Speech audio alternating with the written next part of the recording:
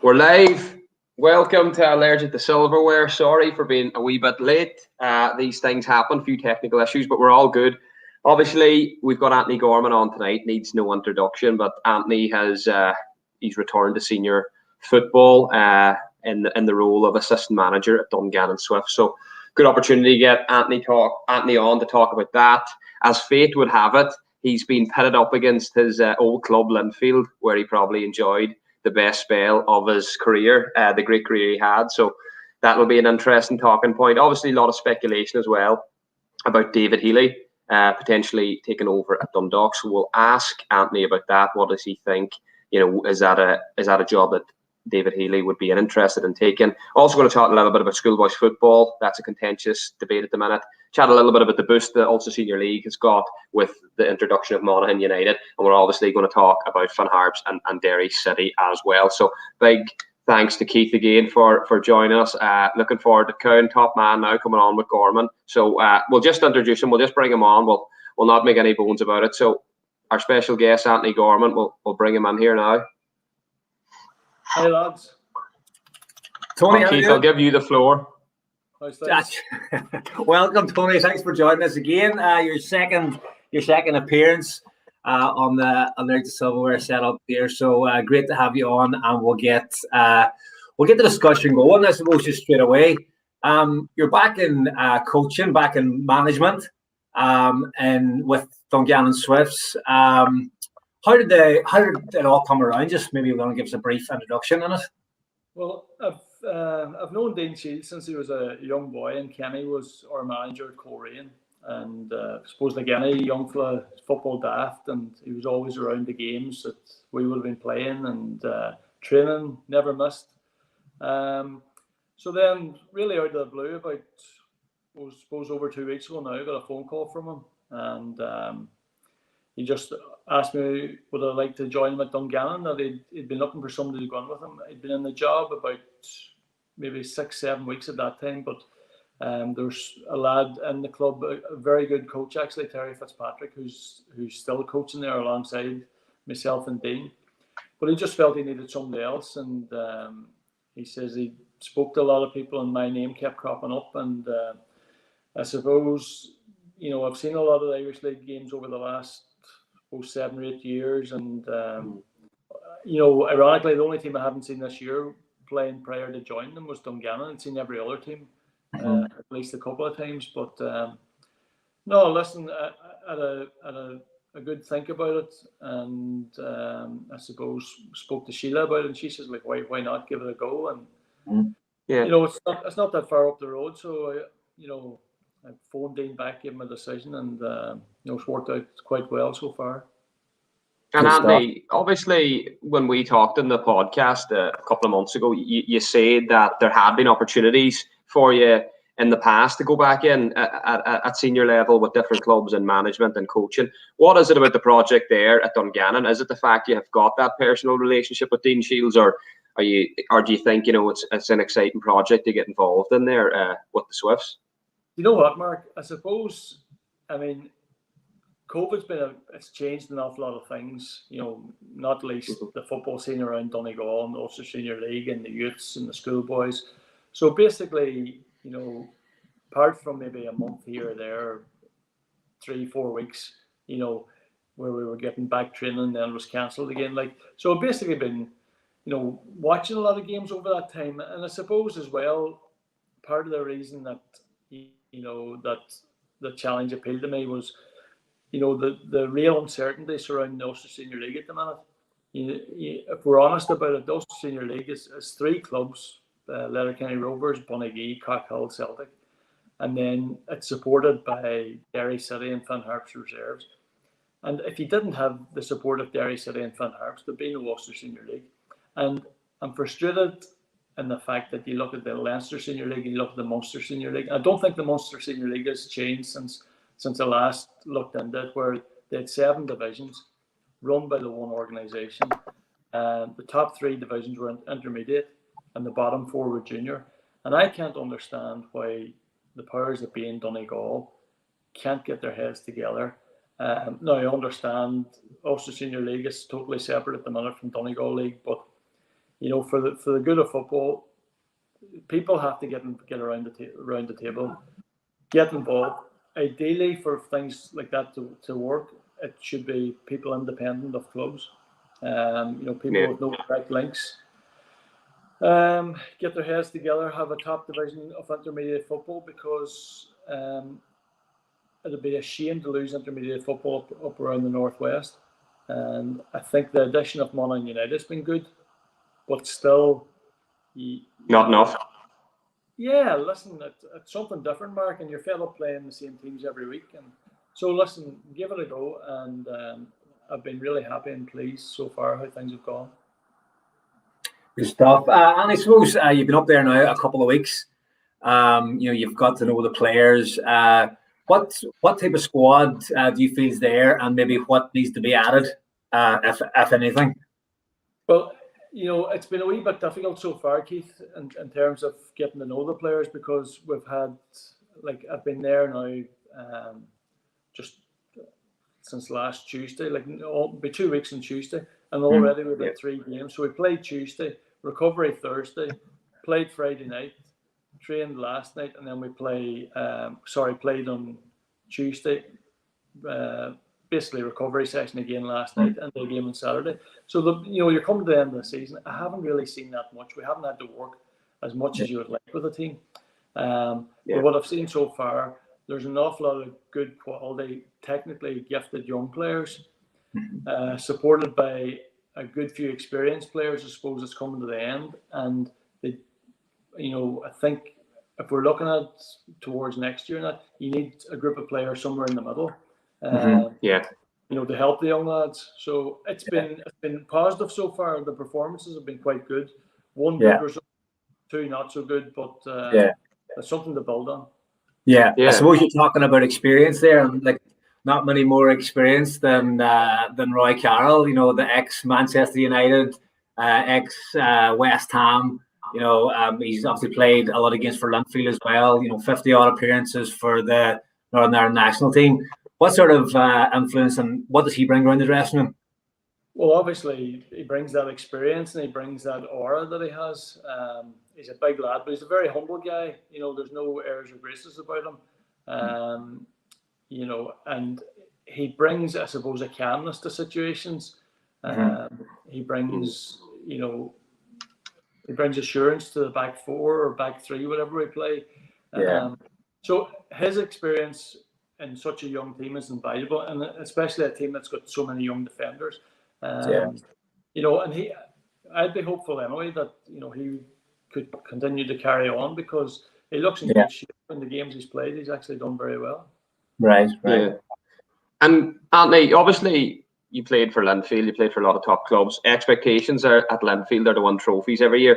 What's the expectations there at Dungannon? Shields strikes me as someone, he had a very, very successful playing career. He sounds like a very ambitious young manager. So he's going in there and he's going to be aiming high, I can imagine.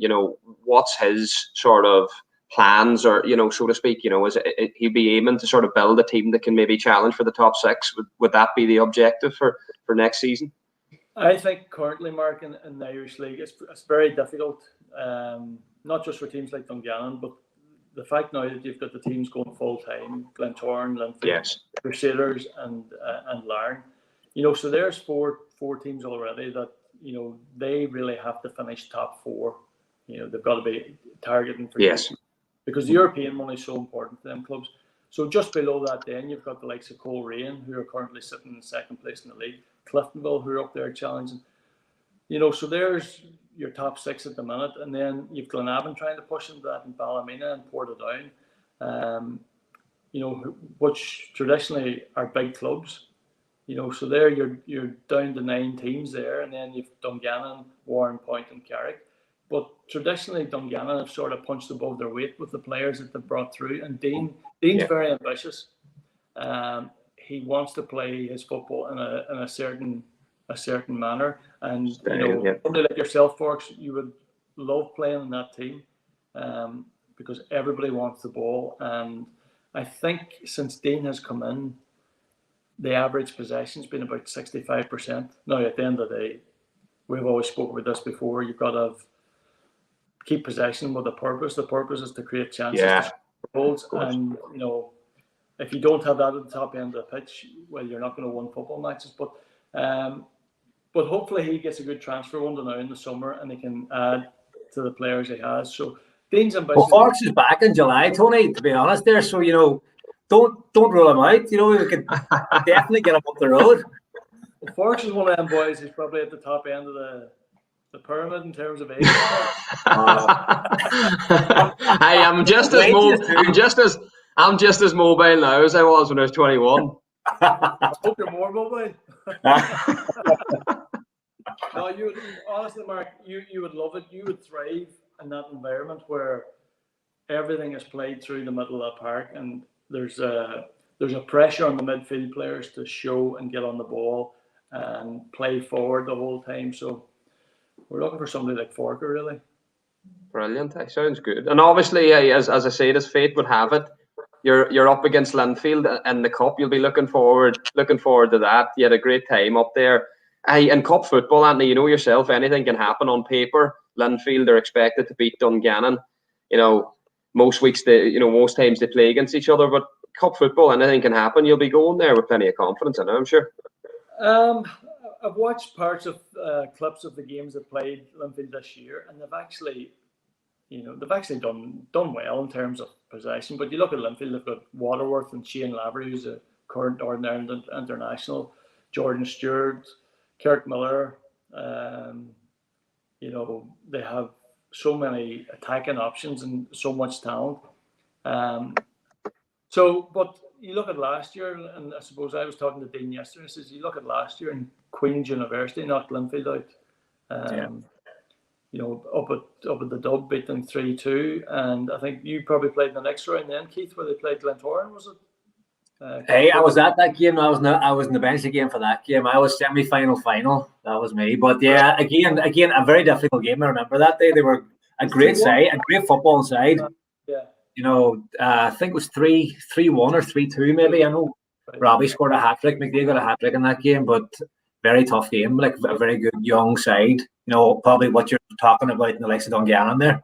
Yeah. So I'm sure that, you know, Linfield will be very wary of what happened last year, and they'll not be, you know, it's obviously a potential banana skin for Linfield, but you know, from our point of view, we're going into the game, we're happy with the organisation that we've had in terms of, you know, the work we done last night, although it was very much walkthroughs, but you know, we've got a game plan, and you never know on the day, Keith. You know, we get a wee bit of luck, a wee bit of rub of the green, and you know, if Linfield have an off day, we maybe can get a result. Yeah, I suppose you're kind of maybe slightly disappointed that the result went, I suppose, in Linfield's favour there when Glentoran played Coleraine the last night, because it's almost assured them the league. You know, had Glentoran or Coleraine picked up 3 points there, you know, Linfield will be looking over their shoulder. They can almost nearly focus everything on this match and makes it a lot more difficult for yourselves. Yeah, well, I think, you know, we can safely say that the league's done and dusted at this stage. Was it are they 8 points clear with 3? Yeah, I think so. Yeah. And again, it's I suppose from your point of view at Glentoran, Keith, it's one of them where what might have been, because disappointing start, get yourselves back into it, beat Linfield twice, and then you go and lose to Glenavon and Ballymena. Yeah. You know, so that, and then the 2 games against Coleraine were, you know, you cancelled each other out, 2 draws, and then the third one on Tuesday night was another draw. So you used to basically, you know, cancel yourselves out. But you're right, you know, Linfield will be now looking, they've got the opportunity to do a League and Cup double, and you know, from their point of view. And I suppose maybe what happened last year as well with maybe, you know, obviously very much the underdogs Queens would have been, and they would have thought it was a fact of turning up. They're not going to be looking for that to happen twice. No disrespect to Dungannon, but this is a game that Linfield should be just expected to win. Well, on paper, Keith, you know, you expect. And also as well, you know, I suppose there was a lot of people, the way that the league ended last year with the COVID and that, and you know, Linfield, they stopped the league and awarded them the title. So, you know, Linfield were very upset in the fact that people criticised the way that they won the league, but there'll be if they get over the line this year, there'll be no disputing it. And then if they can, from their point of view, they'll be looking to do a league and cup double, which is important. Yeah. But obviously, Dungannon going into the game, just the last thing I might say on this, Dungannon going into the game, they'll take huge confidence from wins recently against Crusaders and Glenavon, was it? Glenavon, the other one? Glenavon, who beat Linfield, 2 weeks ago. So, so obviously Dungannon are going to go into knowing that they have the capabilities of beating the likes of Linfield, the top sides in the league. So that'll give them huge confidence, I'm sure. Yeah, well, that's the attitude going into the game. The fact that Glenavon beat Linfield on the Saturday. We played Glenavon on the Tuesday night in the Irish Cup, beat them 2-1, played really well. So, but yourself, Keith, it's easy for teams when you're playing against Linfield, Glentoran. It's easy to play against the top teams, just trying to raise themselves play teams like Dungannon and that. So listen, we're hoping that Linfield have an off day and we perform well. Yeah. Well, Anthony, obviously, good luck in that match against Linfield and all the best. I'm delighted to see you back in senior management because I've said this before. You're one of the best coaches I've worked under, and I think you should be operating at that level. And I'm sure you'll be a success up there under Dean Shields, and I really, really do hope it works out for you. Just before we move off the topic of Irish League football, there's obviously a lot of speculation swirling around regarding David Healy's future at Linfield, and I think he seems to be the number one target for Dundalk. Obviously, Jim Magilton is director of football there. Do you think that's something that could happen, or do you think it's just rumours at this stage? Would he leave Linfield to go to Dundalk? Would you see that as a step up, or do you think what's your opinion on it? As an excellent field player. Well, you have to look at Dundalk's situation first, Mark, and they've been the most dominant team in the League of Ireland for the last 6-7 years. Now that dominance is certainly under threat now with the emergence of Shamrock Rovers under Stephen Bradley, and they seem set up to do what Dundalk did for the previous 4 or 5 years. Yes. Dundalk, it's a strange one because I spoke to a Dundalk supporter this morning through work, but he was saying there is an awful lot of uncertainty at the club. I was talking about Oriel Park. There doesn't seem to have been any real development there over the last 20-30 years, Mark, from when we were playing back in 80s, 90s. But he was saying that Dundalk don't own the ground. It's the Casey family that own Oriel Park. I think it was Des Casey was the previous chairman. Now, what he did say, this lad, was that, and I'd heard previously about the gigantic wage bill. I think it's something about 4.5-5 million a year. So obviously, it's crazy. And obviously, David Healy. That's not sustainable, is it? Let's call a spade a spade. That's madness. No, it's not. But apparently, the Americans that own the club there. Now, this again, it's coming from a lad from Dundalk who follows the club everywhere, and he said the American lads are actually putting in a few pounds this year to sort of compensate for the fact that they may not qualify for Europe, given the start that they had into the league. But David Healy, I'd be disappointed from an Irish League point of view and from a Linfield point of view if David Healy decided to leave and go to Dundalk. Obviously, the challenge at Dundalk is different to the challenge at Linfield. The challenge at Linfield is to keep the dominance that the club has in the Irish League over a long number of years, and the challenge for him to go to Dundalk would be trying to get them back up to the levels that Shamrock Rovers are at now.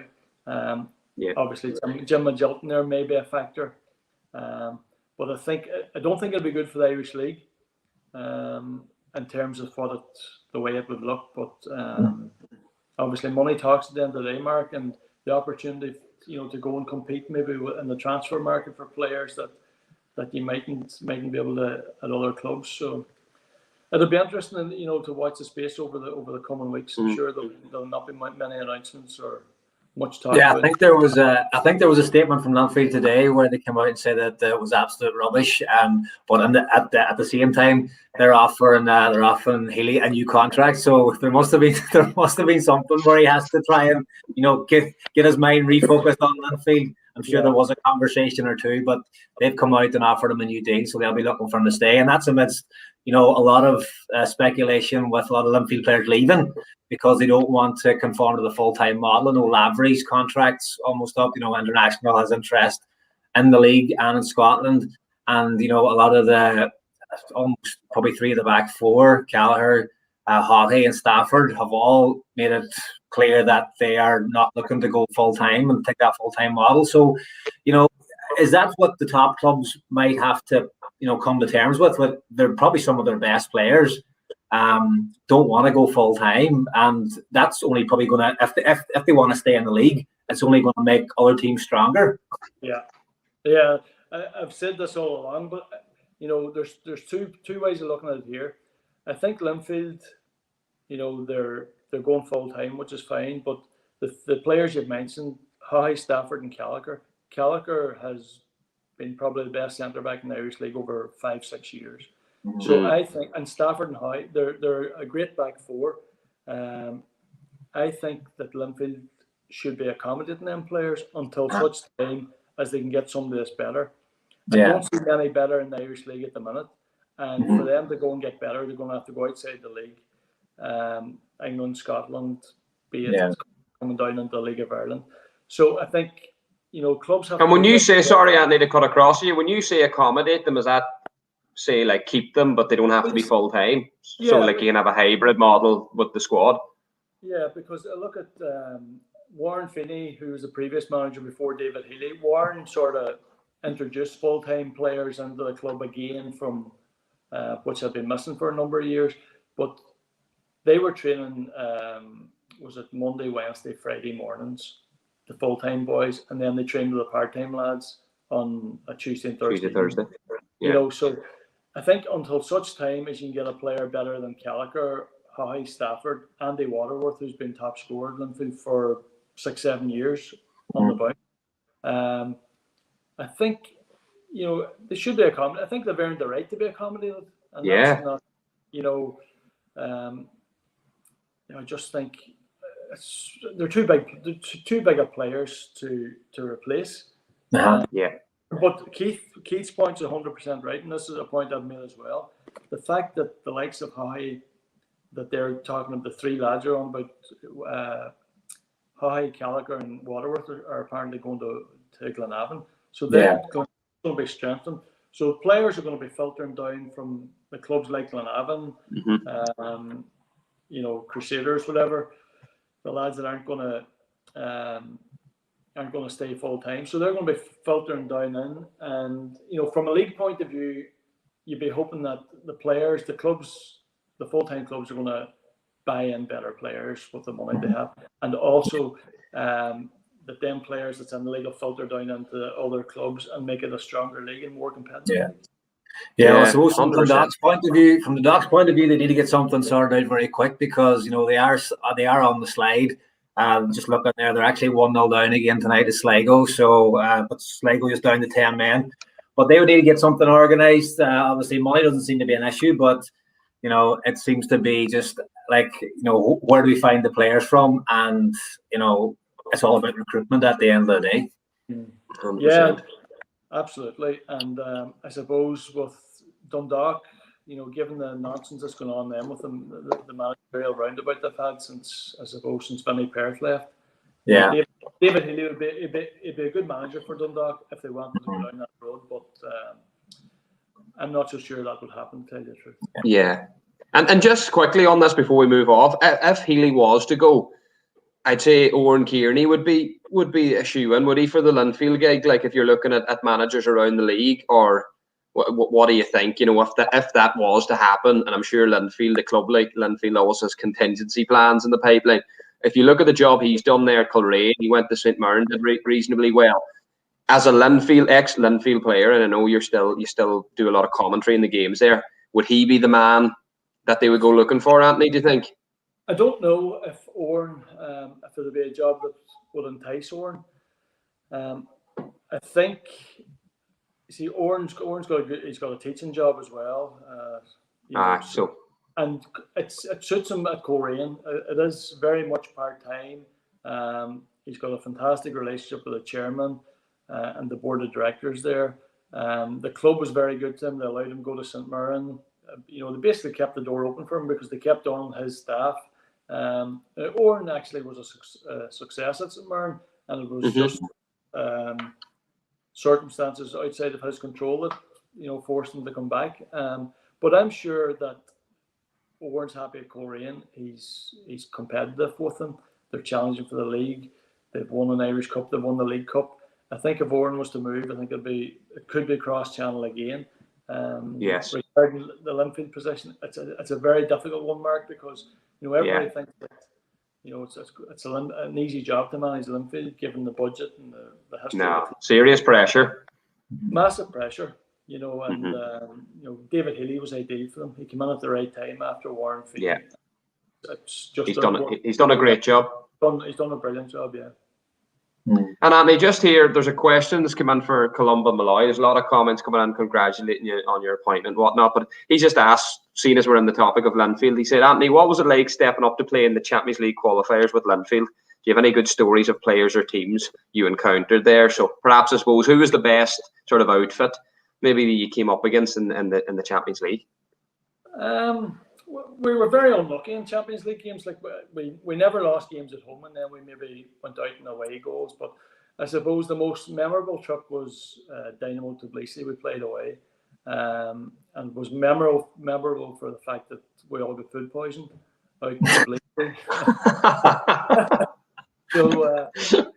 Was it delivered, Anthony? Was it? You know what, Mark? We stayed. It was an absolutely unbelievable hotel, Sheraton Hotel in Tbilisi. And they just got independence from Russia, so the people had nothing, and it was just ravaged by war, the country. But the hotel was unbelievable. The chef was from Dublin, so the conspiracy theorists were out straight away. A guy from Dublin. No, but it was apparently it was new ovens at the hotel, and he couldn't work them. Apparently, there you go. Yeah, but no, it was, and we got beat out there 1-0, and it was the longest 90 minutes of my life because I was one of the ones affected. So it wasn't a pleasant experience, but we actually done very well. And then in the home game, we were 2-0 up, which would have put us through, and we got done with one of the lads played a short back pass in the last minute, went through and scored. But listen, good experiences nonetheless. Yeah, good memories. Good stuff.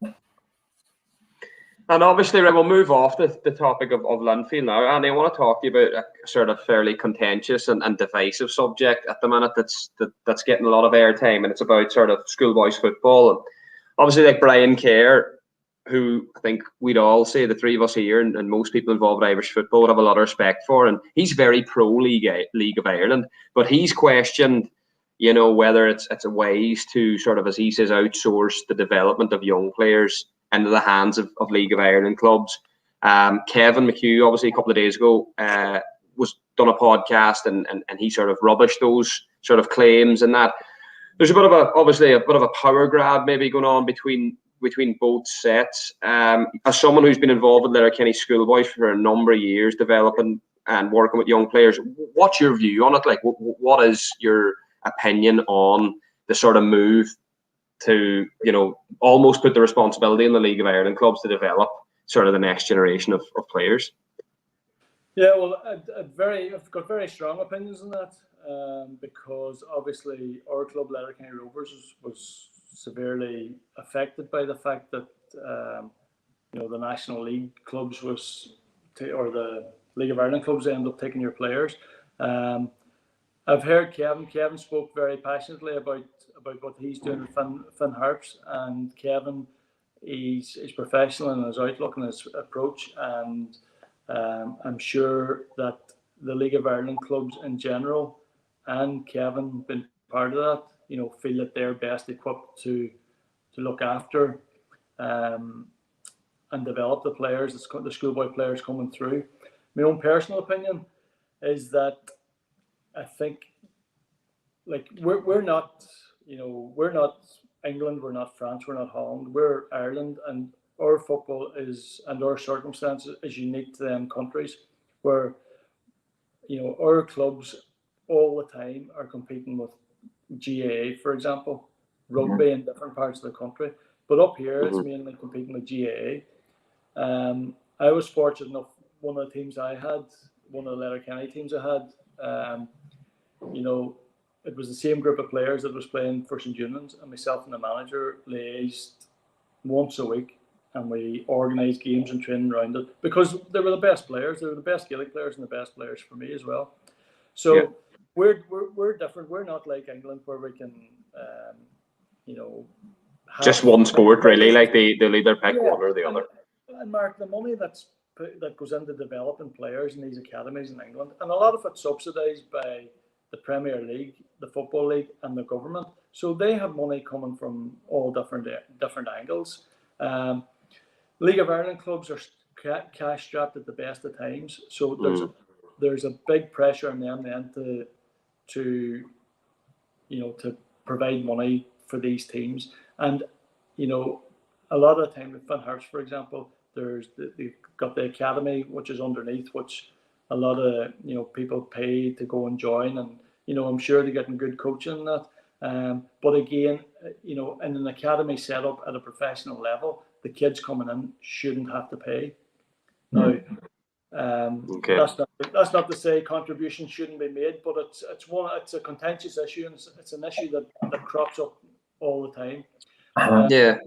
Brian cared. Like, that's what Brian Kerr was sort of saying, because he knows from his time at St. Pat's that most League of Ireland clubs, they're trying to keep their head above water. So he's questioning, sort of, is that a wise thing to do, to then put the academy? And then are you saying that that their lads are paying to be involved in the academy, so that defeats the purpose of what the academy should be for?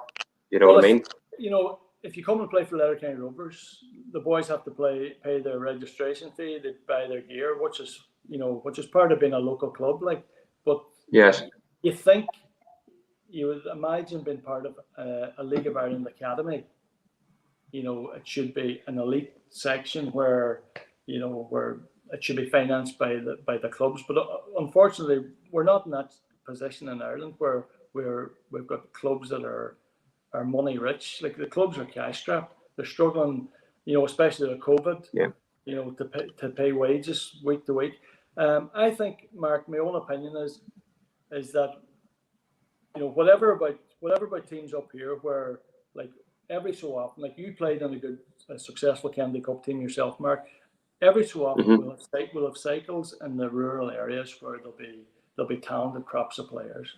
The Dublin clubs will year on year produce players, be it Kevin's boys or Joe's or whatever, Crumlin United. They have years and years of experience of developing players. And I'm very surprised that they have allowed it to happen to the level that it has, because, as well as that, the League of Ireland, don't get me wrong, the best players have to play against the best players to develop. The League of Ireland model, you've 13, 15, 17, 19. There's gap years, which is wrong. You can't bring players at 13, send them back to their clubs at 14, bring them back at 15, because what's going to happen there? Say, for example, the GA, they'll just step in and they'll take them for every year. It's open. It's a very, very difficult one. And as I said before, we are not England, or we're not France, or we're not Holland. We don't have that model. But what the Schoolboys League had a very, very good opportunity to develop their interleague games program, where the interleague, so Donegal Schoolboys League would compete at under 11, 12, 13, 14, 15, 16, 6 age groups, no gap years. And as well as that, the boys, obviously, they could have their best coaches in it at the under 11 section. Bring in your players from wherever, Dunlow, Letterkenny, South Donegal, East Donegal. Bring them in, train them twice a week if that's what it takes. But again, that's a big commitment for parents. And Donegal is a big county, Mark, and you're coming to play for Institute a couple of nights a week and a Saturday. It's a big commitment on parents. But it is. it's one of them where the Donegal, the Schoolboys League, they could have a national games program, and the pressure's taken away from the League of Ireland clubs. Kevin McHugh, Finn Harps, the coaches there, they could have come in and run the under 11s, under 12s, under 13s, under 14s, and then at 16, 17, take them in because they've worked them for 5 years at schoolboys level. The Interleague Games program provided the opportunity for players to stay in the network. Whereas if you're playing well for Letterkenny Rovers, but you're not in the Donegal Schoolboys panel, well, you can be drafted in. The League of Ireland clubs they're restricted to the number of players that they can sign. So I think there should have been more work done, Mark, in terms of, especially in rural areas. So you're saying the Schoolboys League should have evolved and become, because Kevin did make the point that in Dublin the DDSL is so strong, they didn't need to change. They had competitive football every year, but he said regional leagues were weak. So the Schoolboys League did miss a trick then, where they didn't evolve to make their product stronger. Absolutely, Mark, and I've been saying that for years, and I went as far as to send off. I've actually done quite a bit of research on it in terms of what happens in Australia and America, which aren't predominantly strong soccer countries. In them countries, for example, there's a lot of emphasis put on the schools to develop. So, say a school in Brisbane could be an athletic school, so all the top athletes, talented athletes will go there. There might be another school, for rugby, so there's a big emphasis and a big financial support goes to these schools to develop athletes. But the games program here, that the Schoolboys League, and yourself, Mark, from playing and being involved in Kennedy Cup. The Kennedy Cup, how many have Dublin won over 30, 40 years?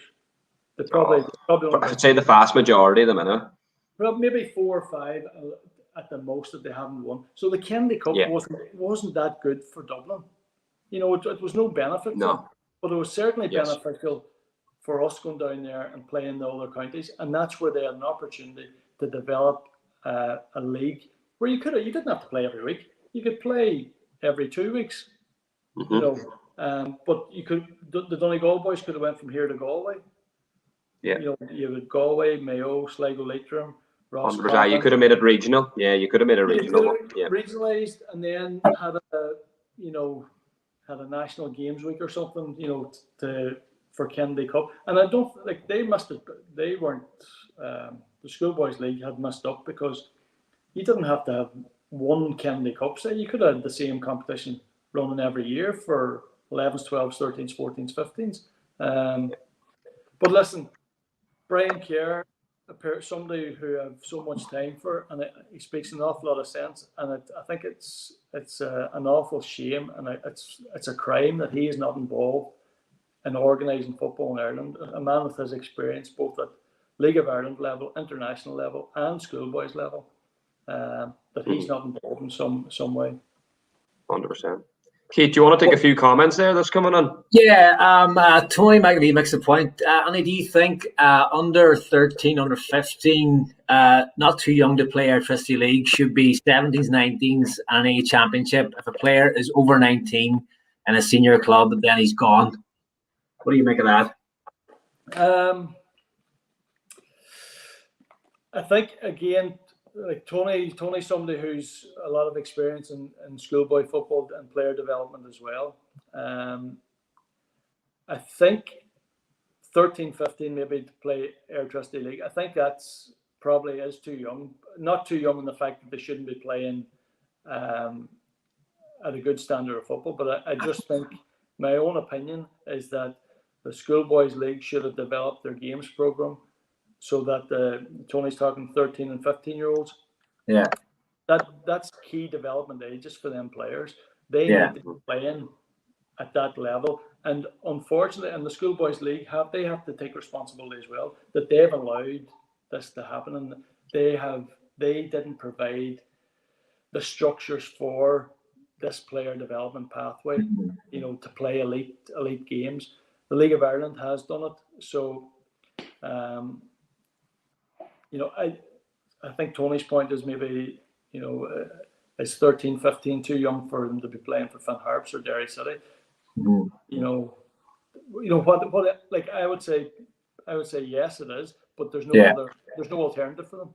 Yeah.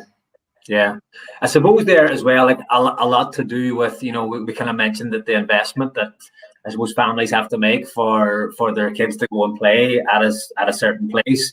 You have to be making sure at that expense that the top coaches are in the right areas. You know what I mean? So there's no point, there's nothing to say that the best coaches are at Derry City or are at Sligo or at Harps. The best coaches could be at Letterkenny Rovers, at Bonagee, that type of way. So I think maybe some of that money that maybe has been brought into that there, if it's going other places, which maybe that we don't know, I think we have to be, or whichever clubs are putting forward these academies and saying they are, as you said, they should be the elite. Then I think that they have to make sure first and foremost that the coaches are of elite standard, that they have the qualifications, they have their badges, and in that turn, I think then you might have a more successful output. We talk about player pathways and stuff like that. There, obviously, the better coaching they get, there might be more pathways, towards the first team, because that's something that we did speak about before as well. That the setups of these academies over the years, how many players have moved from academy level into contention for the first team.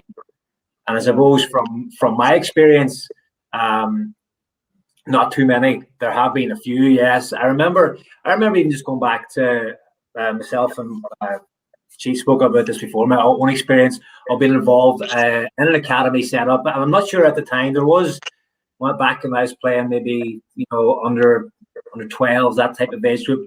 Harps did have some sort of academy. I remember, and we used to go up every set. It might have been a Saturday or Sunday. It was always the day after Harps were playing at home, and you would have had some of the players that weren't actually doing the coaching. So you had a real kind of outlook about, there was a real kind of pathway there in terms of, players are the ones doing the coaching. They have not the best experience, or it doesn't make them the best coaches, but it gives you an insight of, what is required to play at that level. Because always we had conversations and then like that as well. And then it moved on. I remember being part of an under-15s Harps team for the Foyle Cup. And I remember a certain manager, we had maybe training sessions for maybe 2 months, and we had friendly games. And then it came to the Foyle Cup, and whichever squad that he had picked, we got there into Derry, and there was a couple of lads that hadn't been at any of the matches, any of the training sessions, were drafted in then to play the games. So I remember going to the first match, had played all the friendlies, expecting to play, and was left out of the squad. And we played Man City in the first game. We were beat 8-0. So myself and Mickey Funsto were in that squad, and he's the only player that I remember being in that team, to be honest, because he's gone on to play and we're friends and stuff. But the next day we played Hibs, and again, new lads came into the team that hadn't been there before. I even hadn't been there that day, the day before that, and we played Hibs, and I was on the bench. I think Funstey was on the bench as well, and we were beat 7-0. So I remember thinking to myself, what is going on here? What type of structure is this? What type of schoolboy football is this? And I remember saying to my dad then the next day, stuff that. I'm not going in there. I'm like, I've done all the coaching. I've been, part of the whole setup, played the games, done well. And then it came to the games, and, I was left out and really frustrated at that age, and no real understanding of, was that it? Was I not good enough? And then I was basically, what happened from then is I just fell in love with football and stopped playing. And, we kind of laugh and joke about it on here. I went and played hockey up in Rafole because that's what was the next, it was what I was used to. It was at the school and it was the club and all. So, would that be a way? Would you encourage players now, if they're experiencing the same sort of adversity at academy level, to go and play hockey up in Rafole for a few years to bounce back into senior football? Is that? That's what they say. If you're able to play all these different sports, certain sports can help you in all elements. So maybe what we should be doing at the academy level is send these lads to play hockey, for a couple of months and then get them back in, and you can have a decent League of Ireland career. off the back of that. But no, but seriously, but my point is that, you know, I suppose for any young lads, or, you know, for any parents that maybe might be watching this here, if you're, because your son is included in one of these academies, or they're not included in these academies, they're not the be all and end all. The be all and end all. You know, there's good coaches in the regional areas. Doesn't have to be an academy. Oh yes, the academies are good, and I'm not knocking the academies. But what I'm saying is, there's good coaching at all levels. Okay, and it's not about finding the best club; it's about finding the best coaches and sending your kids to them. Yeah, that's my point. Yeah, and it's well put, Keith. And you're right about good point. Quality of coaches, and like, be it, you know, Finn Harps, be it Derry, Shamrock Rovers, just because you're playing for them clubs doesn't mean that you are getting the best coaching. But like, coaching in general has improved dramatically over the last 15, 20 years. There's so much more opportunities for coaches, and the coaching courses that they provide, you know, they're there to help people with a genuine interest in the game. You know, it's, you know, football, you know, for the kids, if there is any kids watching, like, it's so difficult for them, because rejection at 11, 12, 13, 14 years of age, and that's the big problem as well. You know, at that age, to be, you know, I hear about kids, you know, talk to people, like boys going for a trial here, trial there, be it Derry or Harps, and then they don't get picked for the team. And that's rejection at 12, 13 years of age. And how does a kid at that age bounce back? You know, your way of bouncing back, Keith, was to go and play hockey for 3-4 years.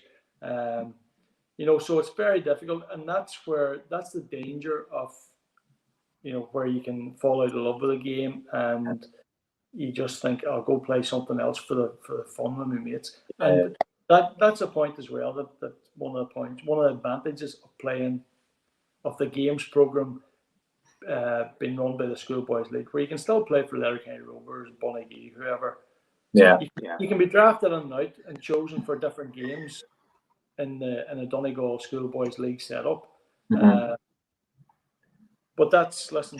So Anthony, would you be advocating for a sort of, like, you don't obviously want to disconnect from the club, so have players that are doing the business for Letterkenny Rovers get into a Donegal Schoolboys team that you play at a regional level, and then, as you say, when they get to the age of maybe 16, 17, the best players are then drafted into League of Ireland, you know, academy setups. Is that what you're saying would basically be your way for it? I think it's too late now, Mark. I think because that horse is bolted. I think the all right.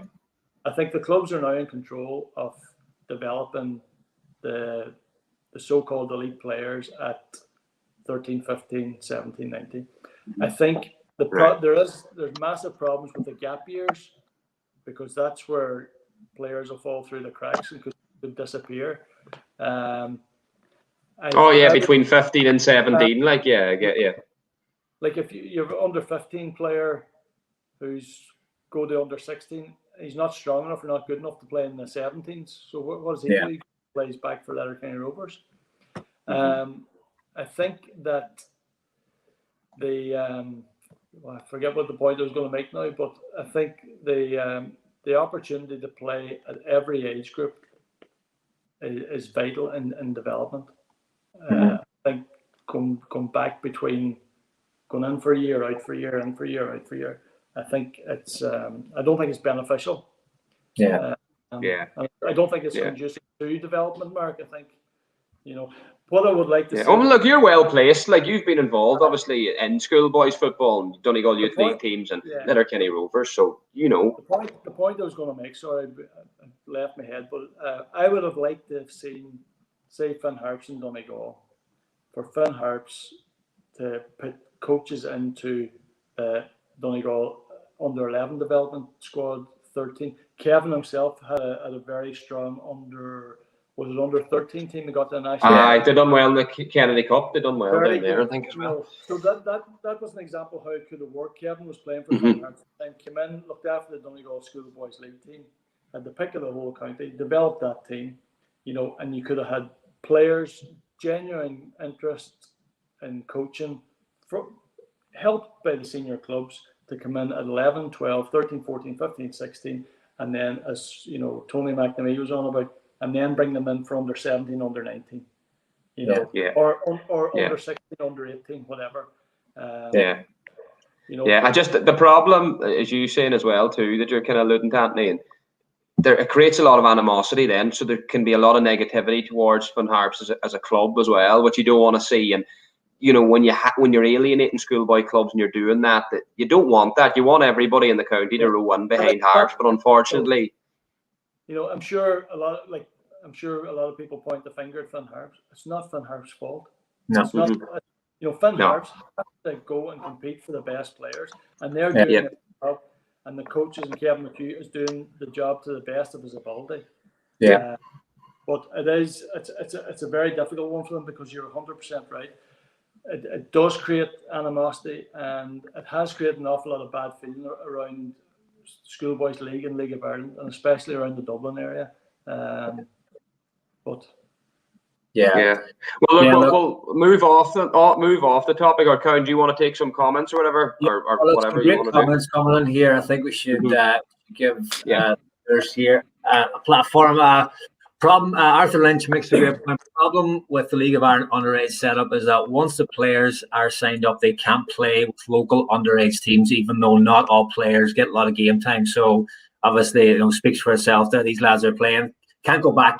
You know, even there, the idea of maybe, you know, lads getting called up maybe week on week. You know, so if we're working with this team this week, or maybe you could come up this week, or maybe go back to your own club and then we'll come and watch you in 2 weeks. That type of idea, you know, is where it's more inclusive. Everyone's playing.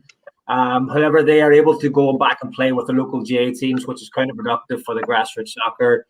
Just look at Donegal Youth League struggling teams year on year. Good point there.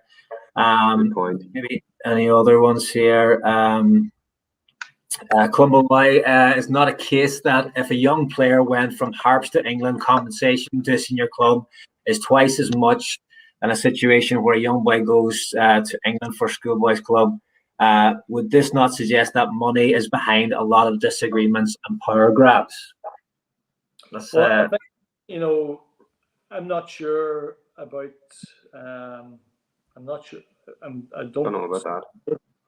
Doubt what Clumbo is saying, but I'm not sure if because I know like we players like Ryan McConnell went to Manchester United and we got the same money from Manchester United as we would have if it had been Derry City. But real football people and genuine football people, their aim when they're coaching and developing players. I mean, if like we had players, you know, who were going on trial here, there, and everywhere, and we were delighted, you know, that they were getting an opportunity. So I think real football people, the money wouldn't really come into it. I don't think it would. The last time we spoke on the show, we spoke about Packy Bonner going to Celtic and Busty tearing up a genuine football person who, you know, money doesn't come into it. If the boy's getting a chance, it shouldn't really come into it. But it's a good point by Clumbo as well. Yeah, it's a young boy's future. You know, that should take precedence over money at the end of the day. Absolutely. Ryan Grant here makes, how much is it a year for a child to play for Finn Harps Academy? We love Kevin McHugh, but don't think it's so right about. Okay, I'm not sure if that's you know, well, I don't know how much it is to go to Harps Academy. I don't care how much it is to go to Harps Academy. That's something that if a parent wants to send their child to Harps Academy and it's X amount of money, that's up to the parent really. So I think that's a question for them. And as I said as well, previous to that is that if you go and play, you know, I'm not saying it's right. I think my opinion is that if you go and play League of Ireland football, if you go to play Gaelic for Donegal, I don't think you have to pay any fees or registration. But like if you go to play for Letterkenny or Donegal, you've got to pay fees and you've got to pay there and contribute to bus and your training. So there's going to be expenses covered anywhere. Emmett Friars makes a decent point here. Great show as usual, lads. Cheers for that, Emmett. Can I ask, do you think kids are being overcoached these days? Great on the ball, but going back and sideways rather than play forward. Nothing wrong with going back. Nothing wrong with going sideways, Emmett Friars. This question wasn't directed for you. I was trying to eliminate you from answering this question, Chief. I was directed at Tony. I'm annoyed. overcoached, playing too much ball? Where are you in that? You know what? It's funny you say that because there's a friend of mine, a very good coach in Dublin called Larry Mahoney, and he's just produced a book called "Let the Players Play." And I was very fortunate to work with him at a key development stage, like from late teens, and it was all about let the boys play, but coach them during the games with valuable points and maybe stop it here, there, and everywhere. So I think that's a good point. Our kids been overcoached. They can be, but if a good coach is structured and organized, his actual coaching could be 5 minutes, 10 minutes. Getting key points across. Can they bring them into the games that they're going to play? Maybe emphasize points then when they are carrying out what they've been taught in the coaching session. I mean, coaching, yourself, coaching at kids' age, 5-10 minutes max. Let them play, because you don't want a kid going out to train for an hour and he's standing about for half an hour. Prove here, like it's 5-10 minutes. Let them play then. Because a lot of we do see, you look down and see certain coaching sessions going on, and there's cones for days, and these lads are turning up and they've got these manuals and they're flicking through them, and what are you going to do today? I think at that development stage, simplicity is key. Fundamentals. Yeah, and the thing as well, Keith, we don't have the weather where our kids can be standing about listening to coaches rabbiting on, because out to I go to Lakeview on a Tuesday. Chances are it's going to be raining. It's going to be cold. They're going to be standing about shivering. And then you get that one. They don't want to go back, or it's too cold, or whatever. Lose interest that way. So it's a good point as well. But even at senior level, Cowan, yourself and Anthony, like doing shape, like you only want to do shape for so long as senior players. So as kids, you definitely don't want to be overcoached. You want to go and play and want to go and enjoy yourself. Look, we're going to move on now to probably the Ulster Senior League, and that's a good point Ross's Futsal has made. He's sort of said what you said earlier in the show. Anthony, football in Donegal is a bit of a mess. I've been critical of Finn Harps, but as Anthony says, Kevin is doing a tremendous job for Finn Harps. But there's nobody leading a philosophy or vision for football in Donegal all over the place, from Ulster Senior League down to schoolboys and including women's football. So it's probably a good time. I was going to talk about the Ulster Senior League and Monaghan's introduction into it, but we can probably have a broader conversation about maybe the problems that do exist. We've talked about schoolboys football. Intermediate football is dying a slow death, unfortunately, in Donegal.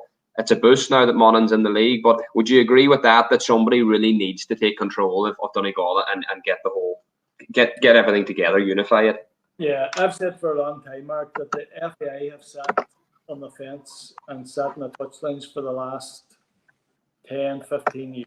This debate hasn't just cropped up now. This has been going on for a number of years, that from the minute that the club started dropping out of the Ulster Senior League. The FAI are quite content to sit back and say, Donegal, let them look after themselves. There's good people up there. They've a very successful junior league at Donegal League. They've done very well at schoolboys level, which we have in Donegal. Done very well, competed very well at national level. So they've been quite content to let it sit and let it slide. There's so much going on in Donegal because as I said, we are unique. You've got Inishowen and Donegal, which are two separate entities. I would like to see, as I said before, and I've spoken about this before, like an independent panel in place to come up with a structure for football in Donegal with a top intermediate division, junior divisions below that, filtering down into youths, into the schoolboys leagues, and say, right, and do research and do findings and talk to people, see what the people want, and then say, right, this is our findings, this is what we're going to do. We're going to run with this for 4 or 5 seasons, whatever. If it works, it works. If it doesn't, we go back to the drawing board. But something has to happen now, because Monaghan United coming into the Senior League, it's papering over a very large crack that is in Donegal football. Where we can't lose intermediate football. We can't. Yeah. Because we had one of the greatest seasons, one of my greatest years in football was the year we went to the intermediate cup final. It's unbelievable. You know, what that year did, not just for us as a group of players or coaches, what it did for the club, what it did for the town, what it did for the league.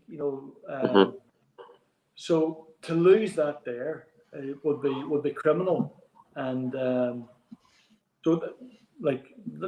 what I would like to see. I would like to see a group put in place to an independent panel, because that's probably the problem, isn't it? You've got too many vested interests. You can't have the Donegal League, also Senior League, and the National League sitting down. There's too much probably bad blood, all sorts of different stuff. As you say, you probably need independent people that aren't contaminated by that to come and sit down, as you say, do the research, do the findings, and put a structure in place. I don't think it's that hard to. I don't think it's not rocket science, really. No. And I've spoken about this before. We'll say Liam O'Donnell. Where say somebody like Dennis Brunner, somebody we know very well. Get him with 4 or 5 other people. He's got experience of Donegal League, successful Donegal League football player with KG Rovers, successful League of Ireland players. Packy, no better man to get involved. You know what I mean? The people, there are people in Donegal with a love for football who are better equipped than anybody else to come up with a plan for Donegal football. And I think an opportunity to have people like that on board and come up with a plan for the betterment of football in Donegal. I mean, if people are genuine and they love their football, let it happen. Don't be sitting back and holding the game back and be content to just go with the flow for the next 5 or 6 years. We need change now, and something like that should happen. Yeah. Keith, were you disappointed that Swilly pulled out of Ulster Senior League? Like, obviously, you would have played Ulster Senior League with Swilly, and that's where you came through as a young player. What was your viewpoint on that? Yeah, very disappointed when that happened. I played for Swilly and the Ulster Senior League when I was coming back from injury, and I suppose the problem I seen that. And one of the problems at the time was there wasn't many lads from Ramelton that were actually coming through, and that seemed to annoy a lot of people locally, and they weren't getting a chance. And if there was an investment at the time, then they were kind of looking further afield for better players, if it was Derry or Strabane or wherever the lads were coming in from. So I think that's again unsustainable, I suppose, because when that moves on, then the lads that maybe could have played or should have got a chance have just sacked it off and they haven't played. So that's that pathway even at that level, has to be seen. And if those players are, what we kind of spoke about, if those players are maybe going to Harps, maybe with aspirations of having a League of Ireland career, and then if they're not getting picked up at Harps or Derry or Sligo or whatever it is, it's almost seen as an embarrassment maybe to come back with the tail between your legs at times to your home club and say, well, you weren't good enough, now you're going to come crawling back. That's why it's so important to have maybe to take them. I think there was a point there made, it'd been too early, 13s, 15s, there's no reason why, and a lot of us, and we've seen a lot of examples of young lads 16, 17 playing Ulster Senior League football, and getting that taste of senior football, getting that taste of men's football. 100%.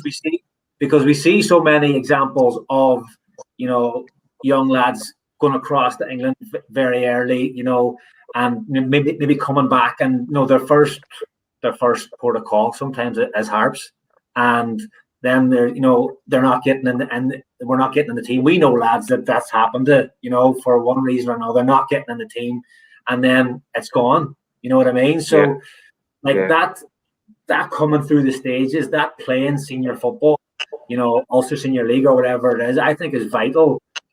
Obviously for the sustainability of local clubs. At that, and then as well, I think for player development, it can be huge. You think of Karen, you're right. Just to add to what you're saying there, Karen, is when I was in that season that he was talking about, played against Ronan Curtis was playing for Derry City Reserves. Patrick McLean, who you're up there with Glentour, was there. Ben Doherty, who's flying it at Coleraine. Like these lads, and I remember Barry McNamee and Ryan McBride and all those lads. They were getting, as you say, rather than playing under-19 football, they were playing against proper men. Ryan McBride was playing against Big Mac, Darren McElwain, or Big J.R. Jazza McLaughlin there, who's given us a bit of abuse too for Cockhill, and that prepared them for senior football. And if you do remove that Ulster Senior League, I think Derry and Harps will be the poorer for it. But yeah, I think so. I know what your view on that is. As Tony, like we even see here, Dahi Ramsey makes a point. Mark Coyle has really kicked on after spending a year in the Ulster Senior League after Harps Academy, and one of the players of the season so far, League of Ireland. Where would you have gone if there was no intermediate league? Where would you have gone if there's no intermediate league? Absolutely, so there. But then that's what we're talking about. That's the academy stage, yes, and then into the Ulster Senior League, which is huge. But again, if he hadn't been, if he hadn't got that academy stuff, did he have to go to Harps to get that? He could have had that in Cockhill, I suppose, as well. So would have had that development from there. So another good point, yeah. Dahi Ramsey also says, I'm just getting flashed up again, sorry here, it's also been a great avenue for Ryan Rainey after he came back from England. Yes, it has been a great for Ryan. Ryan was at Bonagee, so he's playing a season with Bonagee. He's not getting much game time at the minute. How long will that last for him? Will he be happy to sit there until the summer? Will he sit much longer? Will he go back? I think that's the one where, there's a few other examples of lads that have come back, have gone to Harps and haven't got the game time, and then it's just seemed it hasn't worked out for them for whatever reason. But all good points there. All good points. You see any more there, Chief? No, just obviously, as I say, just like Anthony, you would have seen Rainey a lot. I know he came up against Bonagee. You glad to see him? A young player like that who was at Wolves. Difficult when you come back, and he played for Bonagee. How good a player is he? I wouldn't have seen a lot of him. I've heard good things, but obviously you would have seen him close hand. What's your opinion of him as a player? Ryan played with me in the Donegal schoolboys team for maybe 3, 4, maybe 5 years before he went to Wolves. He started off as a wide player because he was very quick, very, very pacey, skillful, good natural technical ability. Ryan was at Wolves a long time, Mark. He unfortunately picked up a couple of injuries towards the end of his time at Wolves. When he came back, obviously, it's like a lot of players coming back, and I think he made the right decision. A lot of players coming back would have jumped to go to Derry or go to Institute or go to Finn Harps or so. Ryan wasn't sure, and he took his time, and obviously a wee bit disillusioned. Went and played for Bonagee, got his appetite back for the game, got fit, strong, and by the end of his time at Bonagee, he was probably the outstanding player in the league. He played against us in the cup final down in Ballyer, and he scored an unbelievable goal. He was ready for that step then.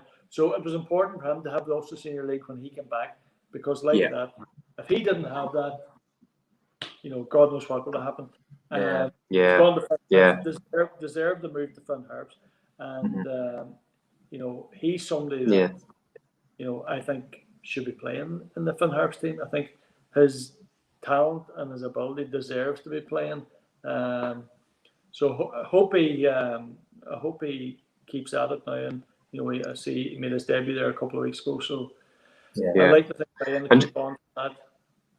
Yeah, and just a final one for me though in the Ulster Senior League, and you said it at the very start though, as much as we're saying it needs to be kept alive, again it really does need an influx of teams, because that season, Anthony, you're talking about, when we got the Intermediate Cup final, I think there were 6 teams in the league, so I think we played 15 league matches. Like we played 12 games in the between the FAI Intermediate Cup and the FAI Senior Cup, so we had another season nearly, and we were all relishing that, because you're playing Swilly 3 times, you're playing Bonagee 3 times, the repetition would drive you nuts. So it was a great release for us. We didn't want to get knocked out of the cup competitions because we had a big game every month and that. So I wouldn't have fancied it if, the following season we got knocked out of the first round Intermediate Cup and then you're playing all those games and that again. So it definitely needs an influx of teams, 100%. Yeah. No, I'd agree with that. 100% as well, Chief. Yeah. Great point. Any more questions here we want to take? We're coming near the end here, folks. Just a bit of appreciation for Anthony as well. Robert Love says, congratulations, Anthony, on the appointment and best of luck. Marcus Officer, great show again, lads. Always wise words from Anto, top coach in person. Let me see. Adele Burke says, I'm trying to make an appearance, but she's not allowed. It's only opportunity she's getting the chat. It's only opportunity that she's getting the chat to me these days. Get out, Adele. Get out. She lives behind the couch, Adele. we should have sent them over, I know. They could have sent themselves. We'll get Sheila and Adele involved here. Yeah, look here. I think as well. We'll take a wee run back to last Monday night, and Harps' first ever win in the Brandywell.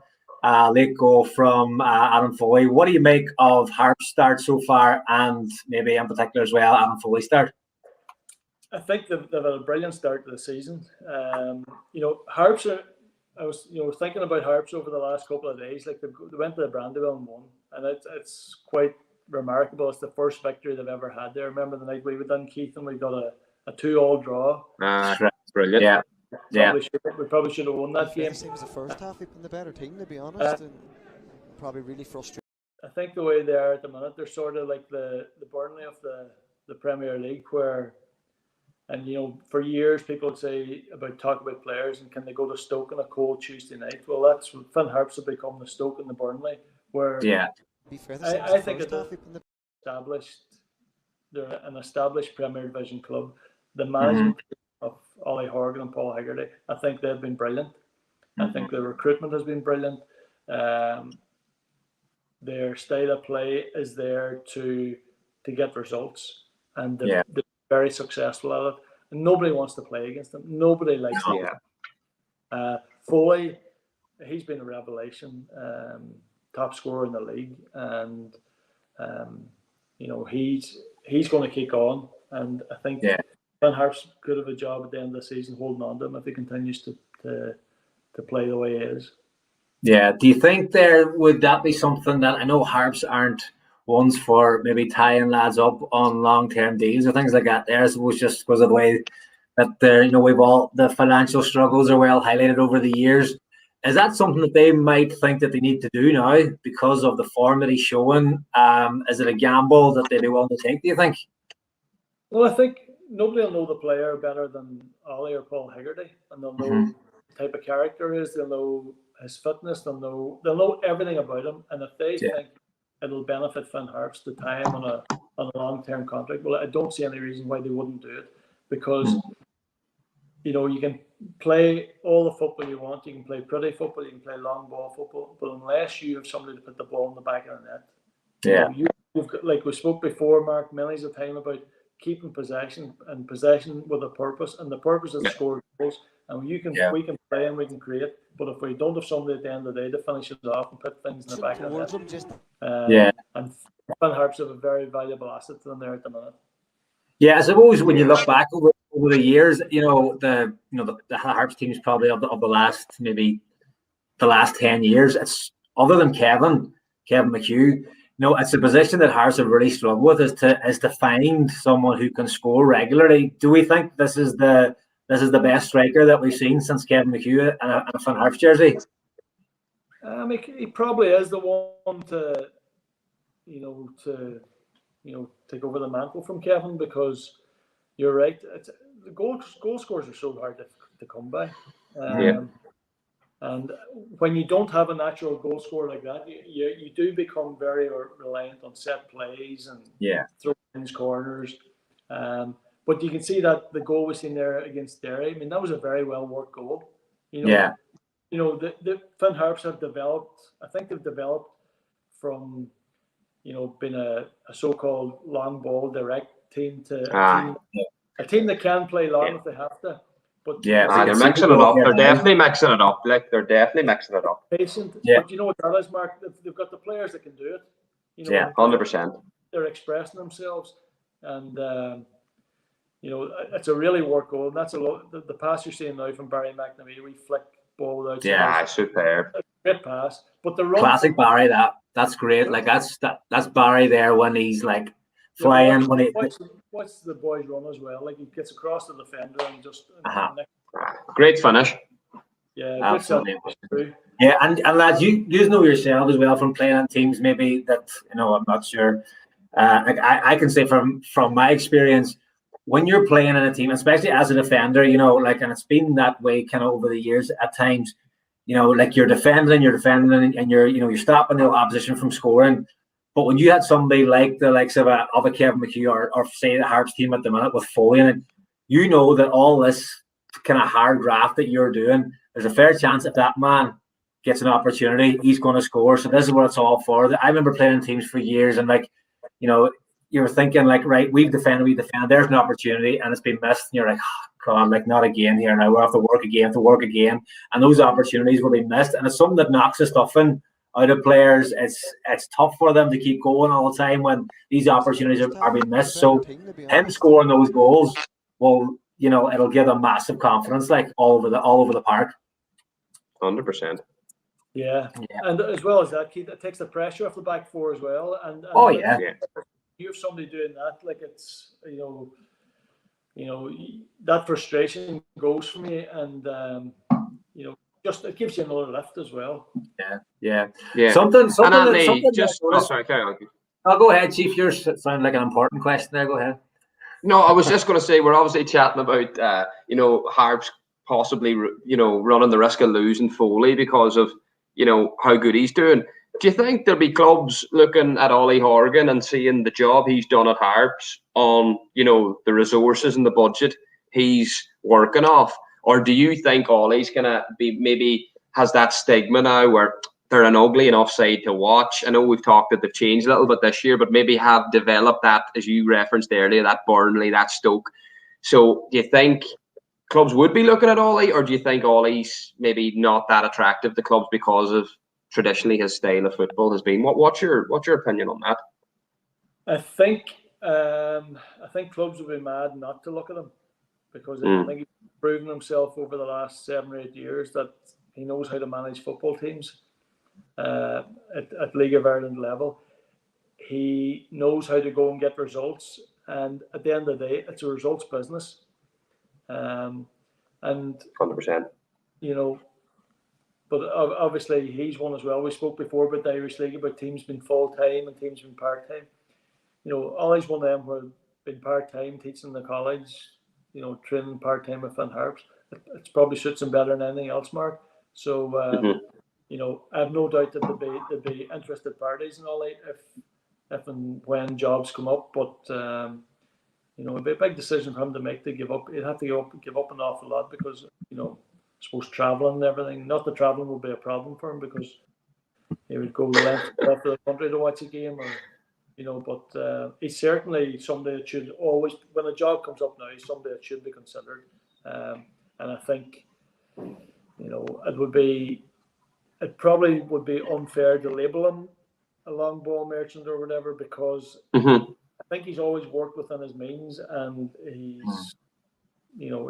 worked with what he's had, and he's worked in systems and to try and get results. So I think he's. And as you say, he's playing a better brand of football now because he's got better players. Absolutely, but he's still got that. He's still got that. That steelness, the resilience to the team. Sort of, he still has the same principles, but the players. They're that wee bit better, and they can go and express themselves a bit more now. Yeah, as you say, like it's a results business, and his job was getting results, and he's done that, for the years. Like, so you can't fault him there. Just to wrap up, maybe on the Derry game as well. It was well highlighted over social media and stuff. Great celebrations by Foley and the reaction to the young buck behind the wall, the Derry fan that give him his thoughts on the goal. Just something that I noticed as well. Obviously, a great ball from Barry. He's put Foley in, and he's just taken off with the celebration as well. Their arms in the air. He's gone for the old airplane one, and it's just hit him then. just at the last minute. Hold on a minute here. I used to captain these. I captain these lads for 5, 6 years. I played here for most of my career. I better just mute this for a second. Stop he this. Stops there. That'll just do me there. Yeah. So look, we're delighted that the input that Barry's made. But I guess you can take the man out of Derry, in terms of his playing career. But no, absolutely brilliant stuff from Barry and the lads. We're delighted. Glad they got the first. Did you ever celebrate scoring against Linfield, Anthony, when you were at Coleraine? I never scored against them. Oh, did you not? Where'd you have celebrated? Well, I probably would have. I remember. He says that now, right? He says that. I probably would have. In a corner, when I left, we played them twice at Coleraine and we beat them both occasions. We lost twice at Windsor Park, but I remember taking a corner and we scored off the corner. But I did actually just walk back because I was afraid. For fear. I'm not saying I was afraid, but I didn't want to. No, listen. You play for teams and you go and score goals, and I think I would have celebrated, but yeah. And Anthony, obviously you were at Derry as an assistant coach when John Robertson was there, and you worked with Rory Higgins, and he's the manager there. Obviously made a good start. Lost to Harps, they drew tonight, late equaliser. What do you think? Tough job there for Rory Higgins. Like, I think I watched your interview with Charlie Collins a few weeks ago, and you sort of referenced the fact young squad. What do you reckon? I think he got off to the best possible start in his tenure. I thought with the squad that they had, that he'd be battling with Longford and Waterford to try and stay above them and out of the bottom three or out of the bottom two. But I would expect a big transfer window from Rory Higgins now in July. I think the club have they've shown great faith in him and they've backed him. They've given him a 3.5-year contract. But you would listen. Derry actually, I watched them play. What game was it they played? And they who did they beat 2-1? Bowes, wasn't it? Bowes. Yeah. And they played very well. And I was actually surprised how well that the young boys did play and they competed. And the young boy said right back from Melton, he's having a terrific season for them. Good to see Brendan Barr in the team as well. Another young big old boy playing really well. Brendan's a very good footballer. Maybe a wee bit light with it at the minute, but he's a player with good technical ability. But at the end of the day, the League of Ireland, a lot of the times about pace, it's about power, and as we spoke earlier, it's about getting results. And Rory, he'll have a big July ahead of him, try and get in a few experienced players to beef up a squad a wee bit. Yeah, and obviously Raf Katara went beside him, so they'll have plenty of experience of the league in the last 10, 15 years. Obviously Rory himself playing with Bowes, playing with Dundalk, obviously spent a long time at Derry as well. So those two lads, there's not many avenues those lads won't be able to turn down and search of players and stuff. And obviously Rory's time with the international squad as well. He'll have picked up loads of experience, and that's only going to help him go forward. Anything else, lads, or are we nearly in the way out here? Yeah, well, just a few comments here. Tony McNamee says, at long last, I can listen to someone who on this podcast who knows their stuff. A pleasure listening to you, Anthony. So that's Tony having a go at me and you again, Cowan. Who else in there? Pat Ward. Enjoyed the podcast tonight, lads. Anthony spoke very well. So, Anthony, you've delivered the goods again for us. The podcast we done with you a few months ago was brilliant. Actually, our most watched, not the most views, funny enough, but the most watched in terms of watch time hours. So people are always very interested to hear what you have to say. And I thought you made some great points regarding schoolboys football, that debate, and obviously about the also senior league and going forward as well. So I don't know, Cowan, do you have any other questions up your sleeve for this man? If anyone else watching still has another couple of questions for Anthony, fire away. And then if not, we'll let him go. I suppose just on a bit of a somber note, we all heard the passing of Alan Keeley during the week, former Fun Harps player as well. Andy, you would have been there when he came in. Maybe did he come in halfway through the season, maybe, or did he come in at the same time as you on that? Was it 2005 league winning team, the promotion year? July 2004. At the end of the Irish League season, whenever the window opened up, I came in there, and Alan, he came in shortly afterwards. Lovely young fella, absolutely lovely young fella. a good footballer. Mm-hmm. Maybe at times, playing with him, you're thinking he's playing too much for a defender, but that was just the kind of him. You expect that he was Dermot's son, and you expected, like I played against Dermot, and he was all. Dermot could play Dermot was very pacey, but Dermot was nasty, like, and no bones about it. Alan was not. He was a footballer, quiet lad. You could have a crack with him as well, and with some good laughs on him. But it's very sad news, and I was very sad when I heard it during the week that only 38 years of age, and a whole life to look forward to, and condolences to Dermot and the family, and obviously Dermot's got a sister living down in Manor. So condolences down to Philip and all the family down there as well. Yeah, and from ourselves here at Allergic Silverware, myself and Forker and Bosch as well, offer our condolences to the Keeley family. Obviously a sad time for them. Look, lads, again, Anthony, great to have you on. Great insights, as per usual. Knowledgeable man. Best luck tomorrow against the Blues. Hopefully he's knocked them out, and then we get you in the next round and then knock you out. So that's good. Could be Anthony versus the Sun. That'll be Anthony v Dale in the next round of the cup. Gorman v Gorman. Love to see it. Look, there could be a bit of food poisoning in the house that night too. You wouldn't know.